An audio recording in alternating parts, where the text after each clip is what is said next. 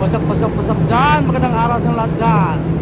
It's a sunny and cold morning mga lods. Yes, it's cold here mga lods. It's only 2 degrees centigrade.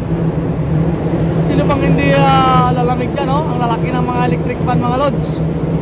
Nako, malamig talaga siya kasi sa atin nga, ang lilit ng electric fan ang hangin. Yan pa kaya ang lalaki mga lods, oh. Sos! Sino bang hindi lalamig dyan, no? Ay, mga lods, oh. Approaching port na naman tayo mga lods, no? Kaya nakakita na naman tayo ng mga building or mga isla mga lods. Yan, no? The sun is up. Pero kahit yung araw, hindi kayang painitin yung lugar na to mga lods. Dahil sa napakalakas at napakamaraming malaking electric fan, no? 2 degrees, ha? I say it again, 2 degrees mga lods. Medyo malamig na yan, no? Kasi kung walang araw, baka negative na yan mga lods. You know? Wow!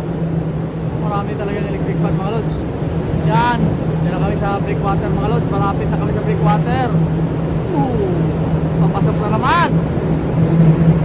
Nakita na naman tayo, nakakain naman tayo ng mga ibang lasang pagkain mga lods, no? No, wag nyo masamahin yung sinasabi ko, no? Ibang lasang pagkain, pagkain talaga. Kasi sa Japan, masasarap yung pagkain mga lods. Pagkain ng kahit binto man lang, okay na sa akin, no? Kaya yan na yung mga lods. Hop, hop, hop. Ay, wasap mga lods. Maraming salamat dyan sa pagpanood.